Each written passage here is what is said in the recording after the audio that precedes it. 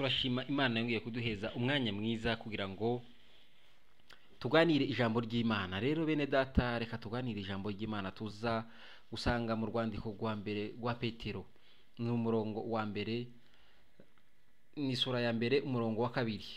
Haravuga ngo mwatoranijwe nkuko Imana data wa twese yabamenye kera, mubiheshejwe no kwezwa n'umwuka kugira ngo mwumvire Imana muminshagirwe amaraso ya Yesu Kristo, ubuntu n'amahoro bigwire muri mwebwe. Imana ishimwe cyane. Mwatoranijwe nkuko Imana data wa twese yabamenye kera kose. Ndagira nkubwire mwene data, wewe ahantu uri, wewe wemera nkuko wahamagawe, wewe wemera nkuko uri umwana w'Imana, wewe wemera nkuko uri mu rugendo rugana mu ijuru, wewe wemera ko Yesu Kristo yapfuye akazuka kandi akaba ari iburyo bwasi. Ndagira ngo nkubwire waratoranijwe, watoranijwe n'Imana rurema. Rero uri indobanure muri nosi ya rurema, uri indobanure mu bantu benshi. Iragutoranya kugira ngo wezwe, kandi nuwamara kwezwa wumvire Imana, wumve icyo Imana igutegeka, wumve icyo Imana igushakaho.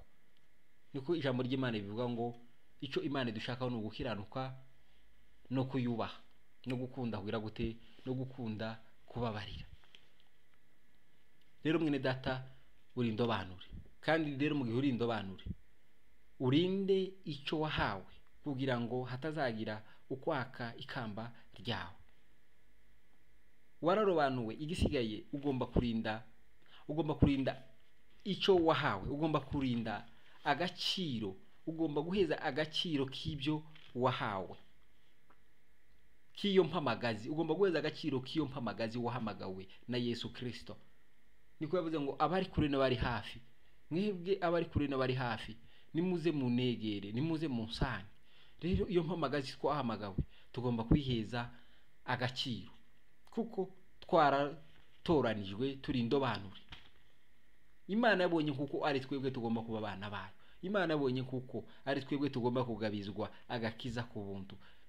Niyo mpamvu rero tugomba kubaheza agaciro, tukareka kuba mu buzima gusa bwo kwaraza, tukareka kuba mu buzima bwo gutante, tukareka kuba mu buzima bwo kwiyita tutari byo, tukaba mu buzima Imana yishimira. Kandi Imana kuguhamagara, kugutoranya ntabwo yihenze, nuko yakumenye kuva kera kose.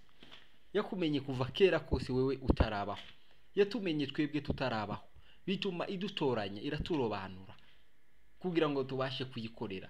Nimba Imana yaraguhamagaye ntabwo yibeshye, nimba Imana yaragugabije umurimo wayo ntabwo yibeshye. Yaguhamagaye ifite intego kugira ngo ugire gute, wumvire Imana, wumve icyo Imana igushakaho. Twaminjagijweho amaraso ya Yesu Kristo, amaze gupfira ku musaraba atuminjagiraho amaraso kugira ngo tubashe kwezwa, twezwe ibitekerezo, twezwe amagambo, twezwe imibereho, twezwe ibyo dukora, twezwe imibiri yacu. Imana nishimwe cyane. Amaraso ya Yesu Kristo azayongera akadusubizamwo ubuzima, azayongera akadusubizamo ubugingo, azayongera akadusubizamwo imbaraga. Imana nishimwe cyane. Azayongera akadusubizamwo imbaraga, aho twavunitse akatwunga, aho tumaze kunanirwa akongera akadusubizamwo imbaraga.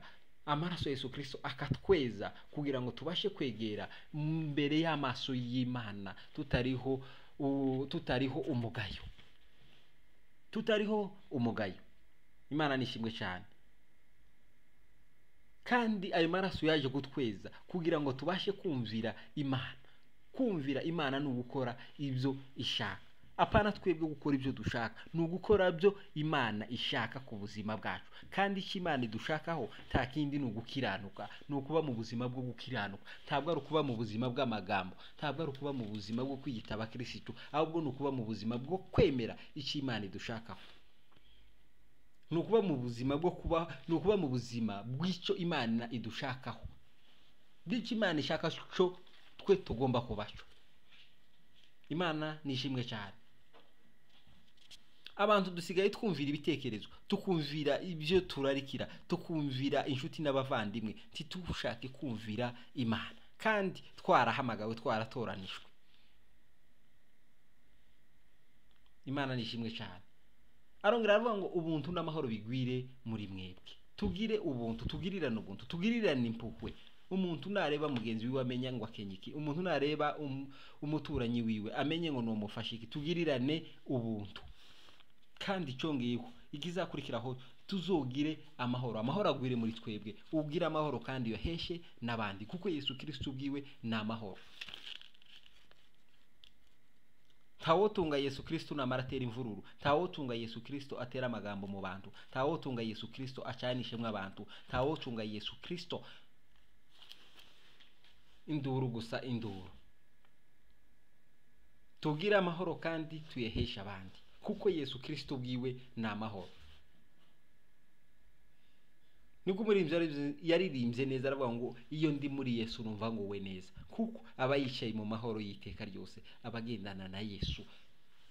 Abagendana na Yesu baguwe neza, abari muri Yesu bamerewe neza, abari muri Yesu nta mubabaro, abari muri Yesu nta gahinda, abari muri Yesu nta mijinya, abari muri Yesu nta mahane, abari muri Yesu nta ntonganya, abari muri Yesu baguwe neza, abari muri Yesu barababarira, abari muri Yesu ni amahoro gusa y'iteka ryose. Rero bene data, mureke tugira amahoro, kandi amahoro tuyaheshe n'abandi, kandi duheze agaciro guhamagarwa kwacu, kuko turi abantu twaratoranijwe, turi indobanurwa mu magana menshi atuye muri ino si.